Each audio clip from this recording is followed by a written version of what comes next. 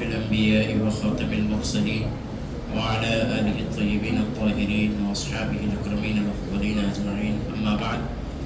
قال الله تبارك وتعالى في شأن حبيبه: إن الله وملائكته يصلون على النبي يا أيها الذين آمنوا صلوا عليه وسلموا تسليما.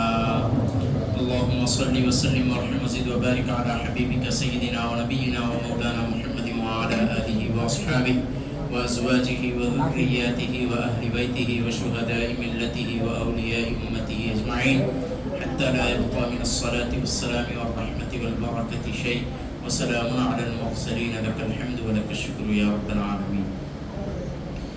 شہنشین پر تشریف فرما حضرت سرپرست محفل مرشدی و والدی عمدۃ الحکمت حفظہ اللہ تعالی، معزز و مکرم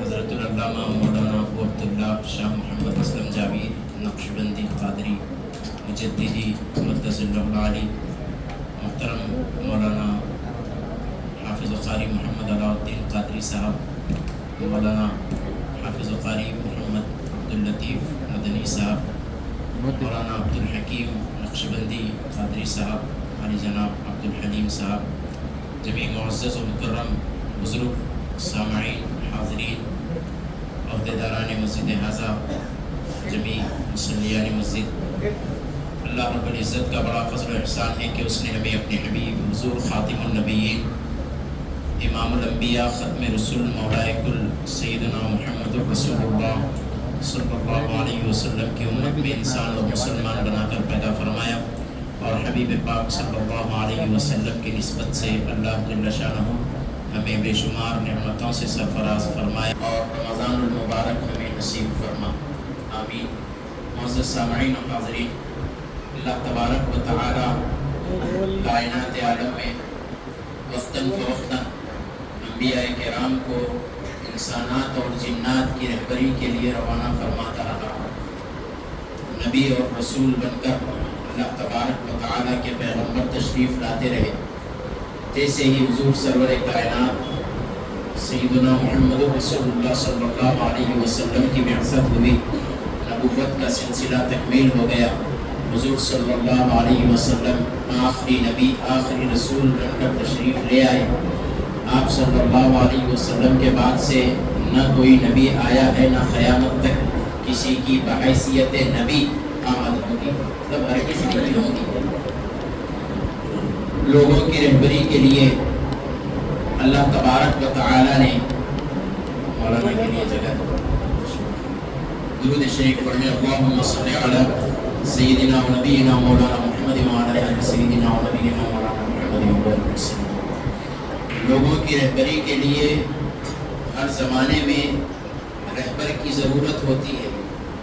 حضور علیہ الصلوۃ والتسلیم کے تشریف لانے سے لے کر اب تک تقریباً 14 صدیوں سے زیادہ عرصہ گزر چکا، باوجود اس کے دین سلامت ہے، اسلام زندہ ہے، قرآن باقی ہے، احادیث کی ترویج و اشاعت جاری ہے، حضور علیہ الصلوۃ والتسلیم کی سنتیں زندہ ہیں، آپ صلی اللہ علیہ وسلم کی تعلیمات باقی ہیں۔ یہ سب کچھ باقی کس طرح ہے؟ نبوت کا تو سلسلہ ختم ہو گیا، رسالت کا بھی سلسلہ ختم ہو گیا، تو پھر یہ کام کیسے جاری پا رہے ہیں؟ تو حبیب پاک صلی اللہ علیہ وسلم کی امت میں اللہ تبارک و تعالی نے علماء کرام کو مقام عطا فرمایا۔ حضور علیہ الصلوۃ والتسلیم ارشاد فرمائے: علماء امتی کا انبیاء بنی اسرائیل، کہ میری امت کے علماء بنی اسرائیل کے نبیوں کی طرح ہیں۔ اللہ تبارک و تعالی علماء کرام سے نبیوں والے کام لے رہا ہے، اور وہ پیغمبری کی نیابت کرتے ہوئے، پیغمبروں کی وراثت کا کام کرتے ہوئے، دین کو باقی رکھے ہوئے ہیں، قرآن کی حفاظت کرتے ہوئے۔ اللہ تبارک و تعالی نے جو قرآن کی حفاظت کا ذمہ لیا ہے، اس ذمہ داری کو اللہ تبارک و تعالی نے علماء کرام اور حفاظ قرآن کے سپرد کیا ہے۔ علماء کرام ظاہری رہبری فرماتے ہیں اور صوفیاء کرام باطنی رہبری فرماتے ہیں۔ اللہ تبارک و تعالی کسی کو علم ظاہر عطا فرمایا تو اللہ رب العزت نے کسی کو علم باطن عطا فرمایا۔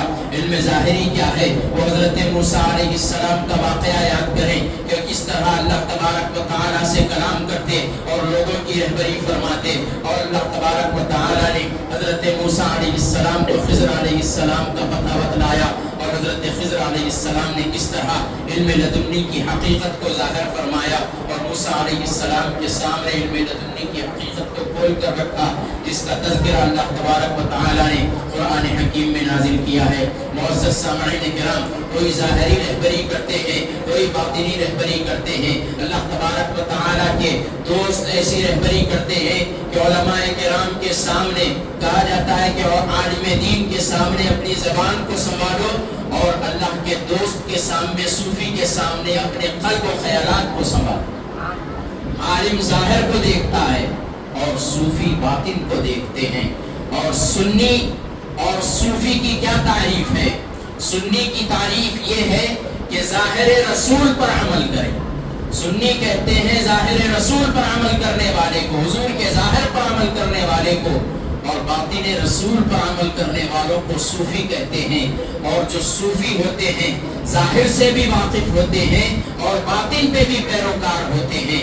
اللہ تبارک و تعالی نے اپنے حبیب صلی اللہ علیہ وسلم کی امت کی رہبری کے لیے صوفیاء کرام کو، علماء کرام کو دنیا میں بھیجتا رہا، پیدا فرماتا رہا اور وہ کائنات کی رہبری فرماتے رہے. ہمارے آقا محمد رسول اللہ صلی اللہ علیہ وسلم کی نبوت و رسالت اور آپ صلی اللہ علیہ وسلم کے بعد وصال اختیارات پر قربان جائیں کہ آپ صلی اللہ علیہ وسلم نے اہل ہند کی رہبری کے لیے حضرت سیدنا خواجہ معین الدین چشتی اجمیری رحمت اللہ علیہ کو مدینہ منورہ میں آواز دے کر اپنے دربار میں طلب فرمایا اور طلب فرما کر کہا، جاؤ تمہیں ہندوستان کی طرف لوگوں کی رہبری کے لیے میں بھیجتا ہوں. اور تمام نبیوں کو اللہ نے مبعوث فرمایا اور ہندوستان کے لیے حضرت خواجہ معین الدین چشتی اجمیری رحمت اللہ علیہ کو حضور سیدنا محمد رسول اللہ صلی اللہ علیہ وسلم نے سلطانی عطا فرمائی، ولایت کی اور یہاں روانہ فرمایا. معزز سامعین کرام، تعجب ہوگا نا، وصال کے بعد بھی یہ کیسا اختیار ہمارے آقا علیہ الصلوۃ والتسلیم کا ہے.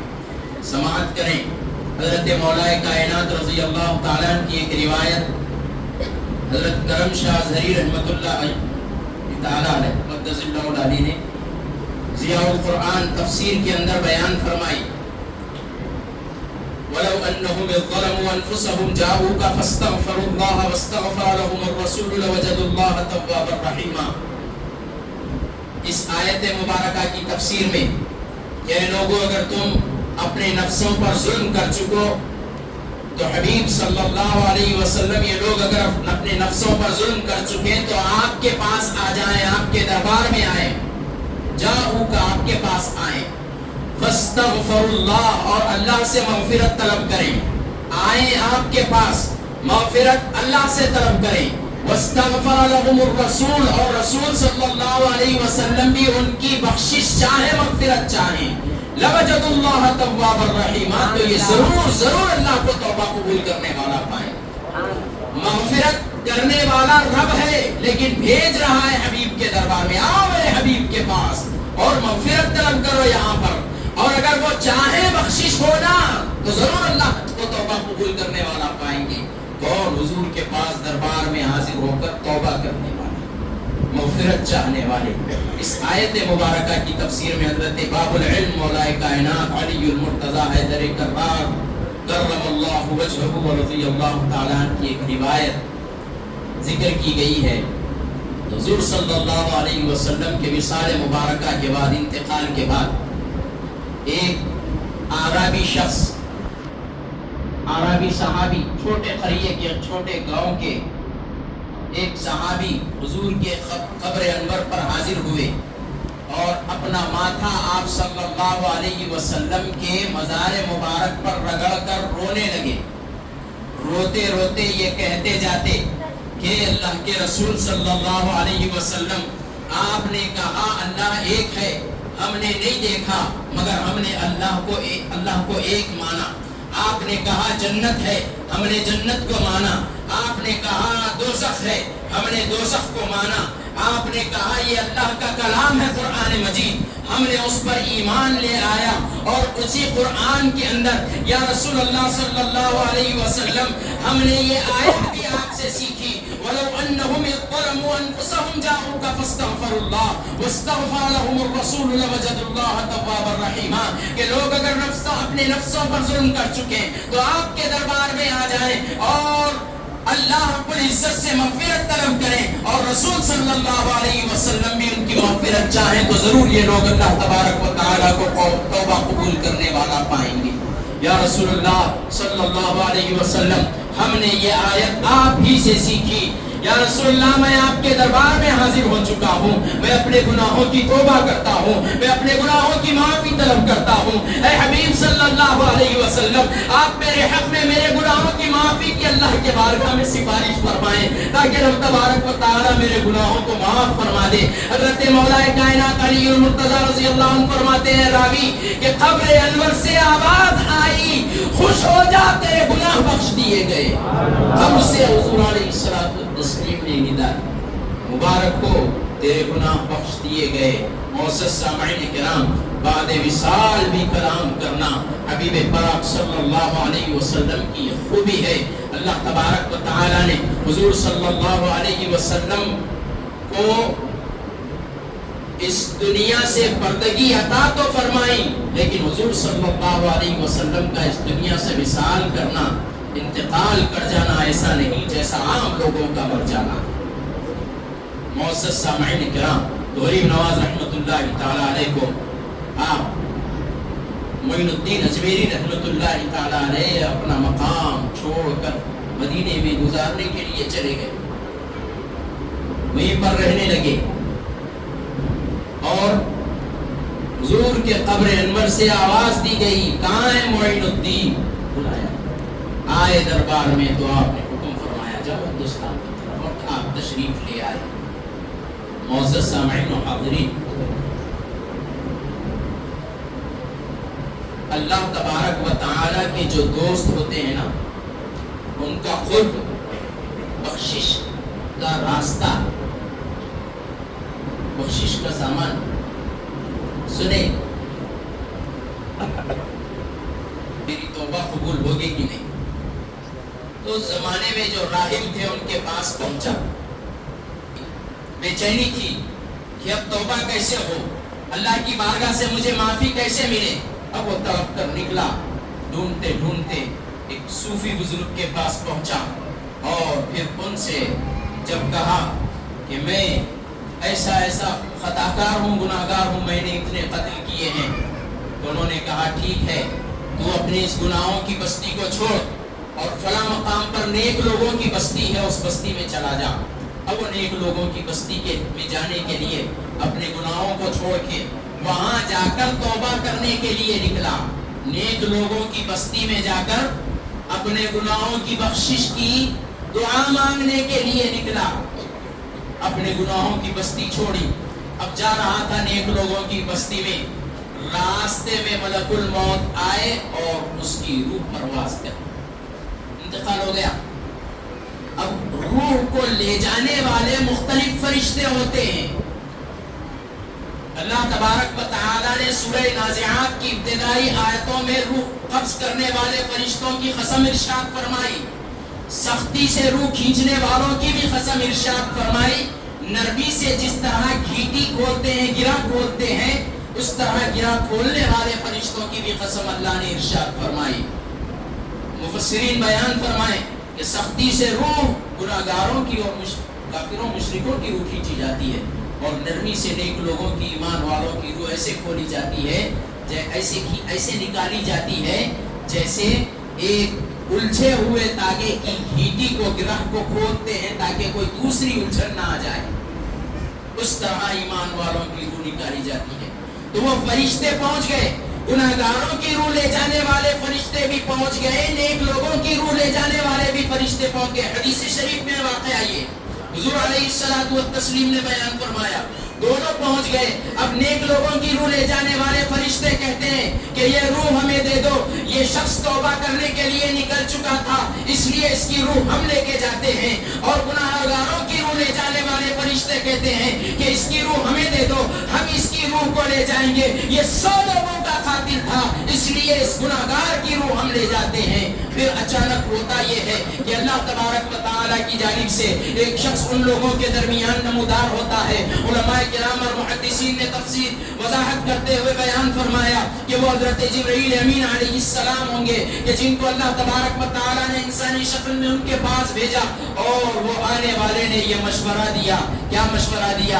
کہ دیکھو تم اس کی بستی ناپو، اگر وہ گناہگاروں کی بستی کی طرف وہ مر گیا ہے تو اس کی روح گناہگاروں کی روح لے جانے والے فرشتے لے جائیں، اور نیک لوگوں کی بستی کے قریب اگر وہ مر جائے تو اس کو نیک لوگوں کی روح لے جانے والے فرشتے اس کی روح کو لے جائیں۔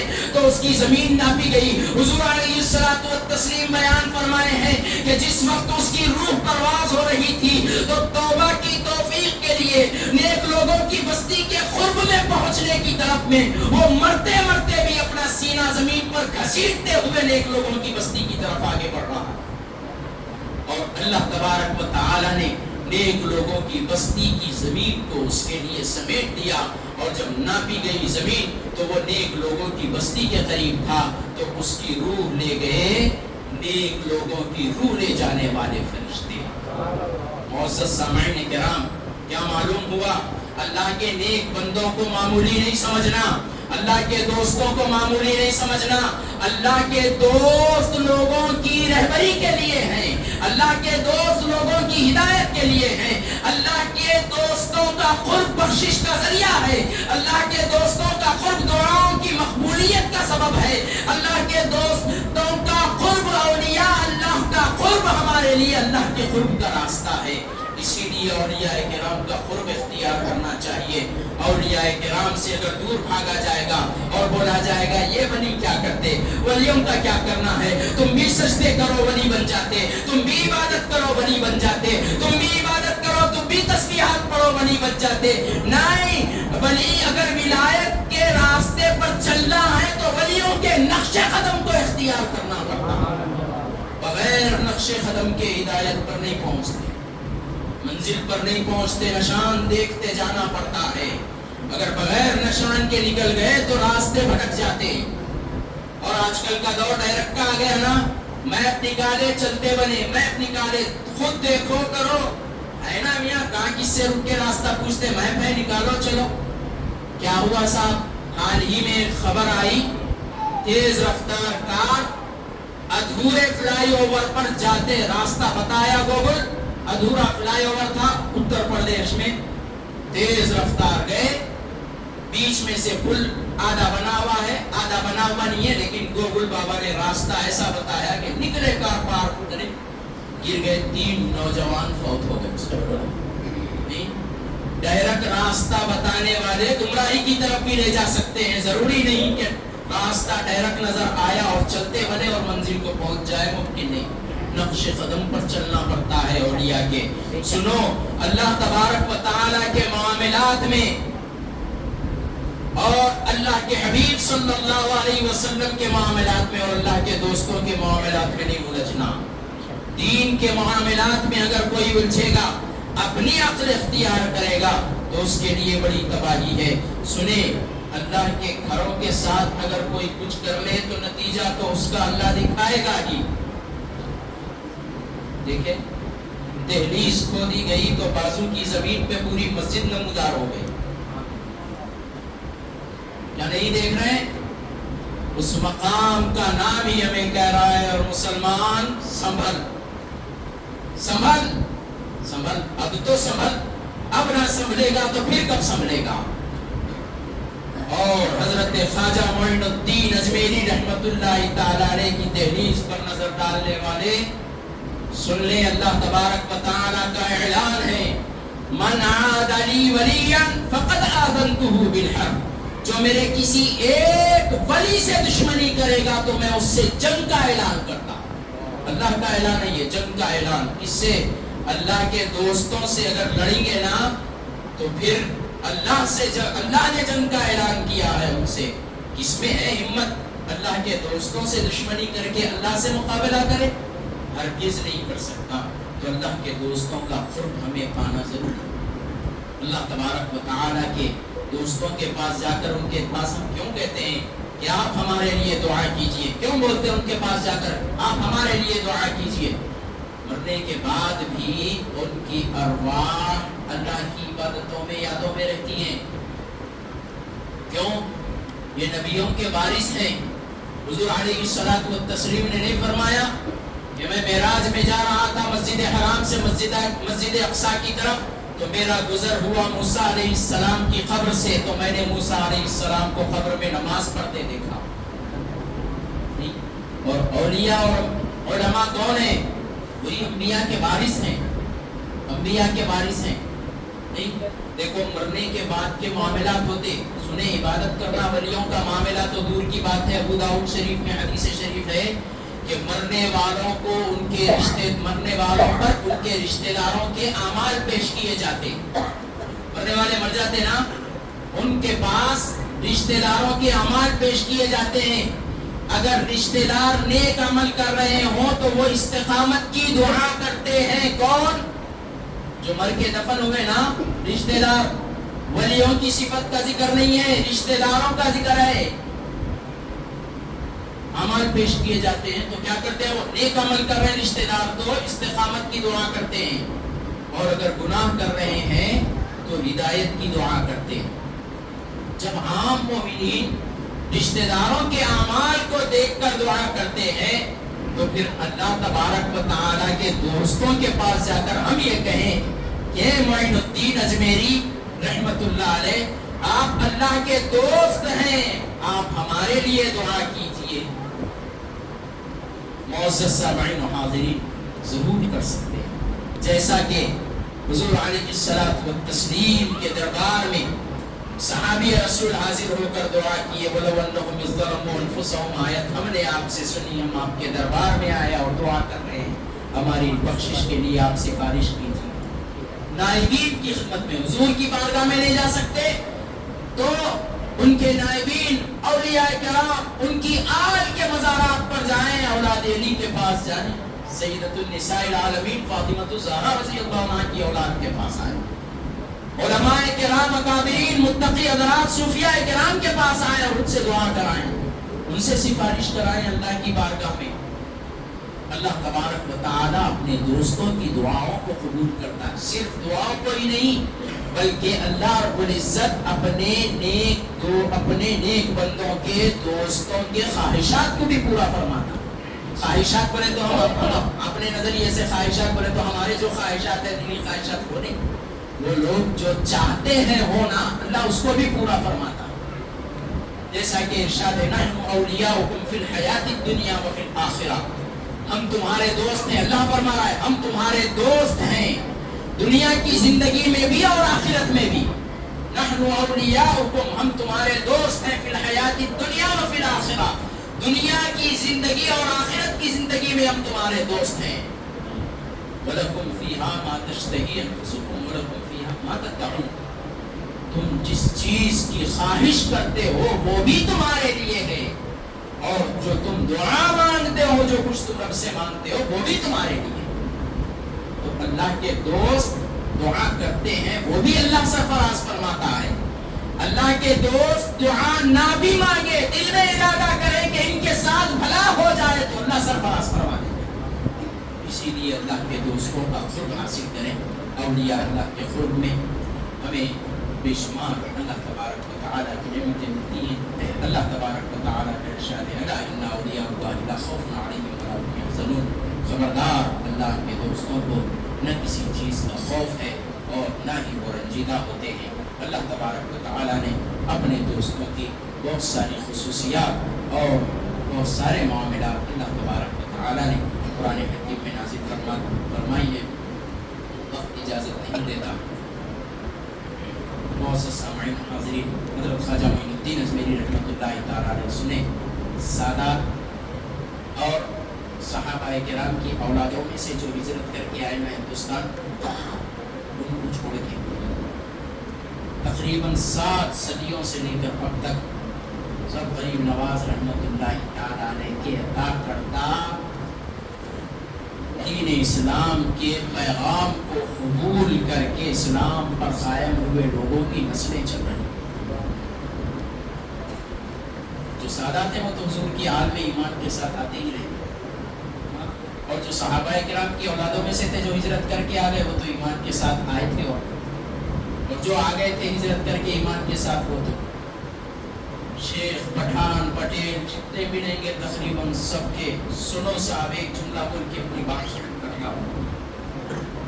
گھر واپسی کی بات کی جا رہی ہے، گھر واپسی چھوڑو اسلام اور مذہب کی طرف، کیونکہ تمہارے پوروج بھی ہمارے اس پہ وہ رہنا سنیں۔ اللہ تبارک و تعالی جب دنیا میں بھیجا نا سب کو بھیجنے سے پہلے عالم ارواح میں کہا الست بربکم، کیا میں تمہارا رب نہیں ہوں؟ قالوا بلا، تو سب نے کہا ہاں تو ہمارا رب ہے، پورے روح جتنی روح ہیں سب یہ بول کے آئے وہاں پہ، وہاں قالوا بلا بول دیے ہیں، اسی لیے ہر روح جب وہاں سے عالم ارواح سے منتقل ہو کے ماں کے پیٹ سے ہو کے جب پیدا ہوتی نا، قالوا بلا کے ایمان پہ پیدا ہوتی، ایمان پہ ہر پیدا ہونے والا ایمان والا ہے، یقین کیوں؟ کیونکہ وہاں پر اللہ تبارک و تعالیٰ کی ربوبیت کو قبول کیا ہے عالم ارواح میں، اس قبولیت کے ساتھ یہاں آیا، جب آیا تو اسلام پہ آیا، سب آدم علیہ السلام کی اولاد ہے۔ یا ایھا الناس اتقوا ربکم الذی خلقکم من نفس واحدہ وخلق منها زوجها وبث منهما رجالا کثیرا ونساء۔ اللہ تبارک و تعالیٰ فرمایا لوگو، اللہ تبارک و تعالیٰ نے تم کو ایک جان سے پیدا فرمایا، آدم کو پیدا فرمایا ایک جان، پھر ان سے ان کی ہی زوجہ کو پیدا فرمایا، اور ان دونوں سے پوری زمین پر مردوں اور عورتوں کو پھیلا دیا رب تبارک و تعالیٰ، سب آدم کی اولاد ہیں۔ آؤ گھر واپسی کی طرف۔ حضرت خواجہ معین الدین اجمیری رحمۃ اللہ تعالیٰ علیہ نے سب کو جو 90 لاکھ سے زیادہ لوگوں کی گھر واپسی کروائی، اسلام سرفراز فرمایا۔ اسلام کیا ہے؟ نجات کا راستہ ہے۔ اسلام کیا ہے؟ بھلائی کا راستہ ہے۔ اسلام کیا ہے؟ حق کا راستہ ہے۔ اسلام کیا ہے؟ امن کا راستہ ہے۔ اسلام کیا ہے؟ ادب کا راستہ ہے۔ اسلام کیا ہے؟ اخلاق کا راستہ ہے۔ اسلام کیا ہے؟ بہترین کردار کا راستہ ہے۔ اسلام کیا ہے؟ ہر برائی سے بچنے کا راستہ ہے۔ اسلام کیا ہے؟ ماں باپ کی تعظیم کا راستہ ہے۔ اسلام کیا ہے؟ اوروں کے حقوق کا راستہ ہے۔ اسلام کیا ہے؟ بیٹیوں کے حقوق کا راستہ ہے۔ اسلام کیا ہے؟ تمام کے ساتھ اخوت کی زندگی گزارنے کا راستہ ہے۔ اسلام کیا ہے؟ خالق کی عبادت کرنے کا نام اسلام ہے، حقیقی خالق کا، جس نے پیدا کیا اسی کی عبادت کرنا، جس نے پیدا کیا اس کی عبادت کرنا، جو پیدا کیے گئے ان کی عبادت نہیں، جو پیدا کیے گئے ان کی عبادت نہیں۔ اور جو ایمان پہ مرے گا تو جنت میں جائے گا۔ تو جنت کے راستے کا پیغام حضرت غریب نواز رحمۃ اللہ تعالیٰ نے، دیکھو صاحب کتنے لوگ کیا کیا نہیں کرتے، محنتیں نہیں کرتے، مشقتیں نہیں کرتے، تبلیغ اسلام کے لیے کتنے کام نہیں انجام دے رہے، لیکن ایک کو بھی سرفراز کرنا ہدایت کے راستے سے، جو شرک میں مبتلا ہے، جو پتھروں کی پرستش کرتا ہے، جو کسی اور پرستش میں مصروف ہے، اس کو اللہ وحدہ لا شریک کی عبادت کا راستہ بتلا دینا، یہ آسان کام نہیں ہے۔ دلوں کو پھیرنا، اللہ نے دلوں کو پھیرنے کی طاقت نبیوں کو عطا کی، وہی نبیوں کی وراثت ملی معین الدین اجمیری رحمۃ اللہ علیہ کو، اور آپ نے 90 لاکھ سے زیادہ لوگوں کے دلوں کو پھیر کر اللہ کی وحدانیت کی تعلیم دی اور دین اسلام سرفراز کر۔ معزز سامعین، جنت کا راستہ اسلام کا راستہ، اسی لیے اسلام کو جو مسلمان ہیں مضبوطی کے ساتھ اسلام کو تھام لیں، اور جن کو اسلام کی توفیق نہیں ہوئی، ہم غریب نواز رحمۃ اللہ تعالیٰ نے اس پروگرام سے پیغام دیتے ہیں کہ دین اسلام کو اپنائیں، اللہ وحدہ لا شریک کی عبادت کریں اور مخلوق کی عبادت کرنے سے بچے رہیں۔ زمین ختم ہونے والی ہے، آسمان ختم ہونے والا ہے، سورج ختم ہونے والا ہے، چاند ختم ہونے والا ہے، آگ ختم ہونے والی ہے، روشنی ختم ہونے والی ہے، اندھیرا ختم ہونے والے ہیں، پتھر ختم ہونے والے ہیں، اور تمام درخت ختم ہونے والے ہیں، جتنے جانور ہیں سب ختم ہونے والے ہیں، باقی رہنے والے انسان بھی ختم ہو جانے والے ہیں، باقی رہنے والی ذات اگر کوئی ہے تو وہ اللہ وحدہ لا شریک ہے۔ بس اسی کی عبادت کی طرف آئیں۔ اللہ تبارک و تعالیٰ سب کو، ہمارے اہل و عیال کو، متعلقین کو، رشتہ داروں کو اور ہماری نسلوں کو اسلام پر قائم رکھے اور ایمان پر موت عطا فرمائے۔ الہ العالمین مولا ہمارے آقا بھی صحت تندرستی عافیت عطا فرما، علماء کرام کی، مشائخ اعظام کی، صوفیاء کرام کی حفاظت فرما، اے پروردگار عالم حضرت خواجہ معین الدین چشتی اجمیری رحمۃ اللہ علیہ کے آستانے کی اور اس آستانے کی عظمتوں کی حفاظت فرما۔ الہ العالمین مولا ہمارے وطن عزیز ہندوستان میں امن عطا فرما، چین عطا فرما، سکون عطا فرما، عافیت عطا فرما، ایک دوسرے کے ساتھ الہ العالمین انسانیت کا رشتہ رکھتے ہوئے جینے کی توفیق و ہدایت عطا فرما۔ اس ملک میں جو نفرت پھیلانا چاہتے ہیں ان کی نفرتوں کی سازشوں کو نیست و نابود فرما دے، ہدایت عطا فرما۔ الہ العالمین مولا ان کے دلوں میں اسلام کی محبت عطا فرما، مسلمانوں کی محبت عطا فرما، ظلم کے راستے سے انہیں ہٹا کر الہ العالمین حق کے راستے پر چلنے کی توفیق و ہدایت عطا فرما۔ حضور علیہ الصلوۃ والتسلیم اور آپ صلی اللہ علیہ وسلم کے تمام شہیدوں کے صدقے ہماری دعاؤں کو قبول فرما۔ وصلی اللہ تعالی علی خیر خلقہ سیدنا محمد و آلہ وصحبہ اجمعین، الحمد للہ۔